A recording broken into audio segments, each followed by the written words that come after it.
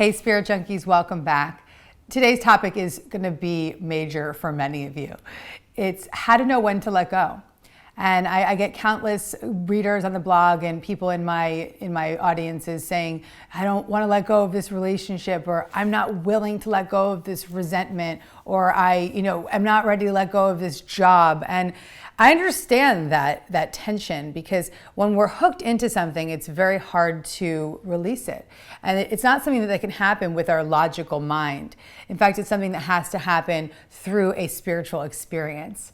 And I recently had an experience where I was carrying a grievance, a lot of resentment towards a family member. And this had been going on for many, many years, in fact. And I'm going to be honest with you, I'm the spirit junkie, and I was in anger for a while towards somebody in my family.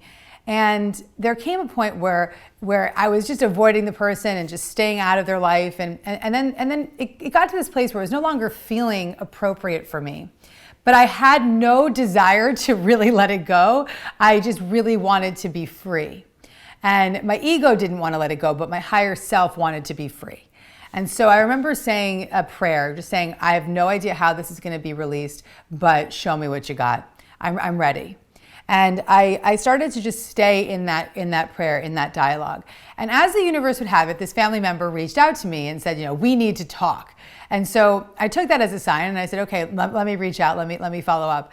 And I get on the call with them, and I start to explain how I had been feeling for the past few years. And instead of getting the apologetic response that I had been expecting, I got a response of a lot more negativity.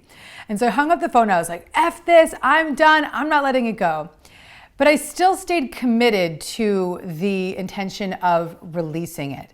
And I continued to pray, and I continued to bring it to my meditation pillow.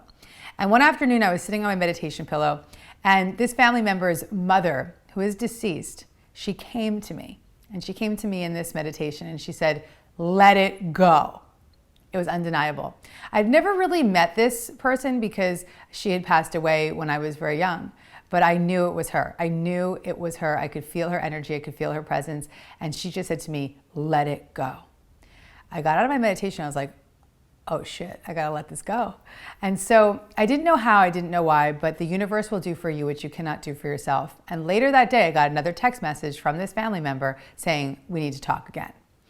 And I got on the phone with her, and instead of going at it, or instead of trying to be right, or instead of trying to get the apology that I needed, all I said was, let's just let it go. Let's just drop it. Let's just completely move on. Let's drop it all. And I could just sense the relief and freedom that came to both of us just by simply saying that. And I could feel her just relax into that acceptance, and we let it go.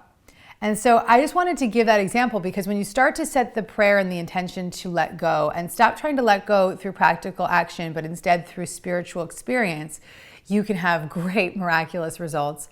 It may not happen how you expect, it may not happen in the time that you expect, but the miracles are waiting for you.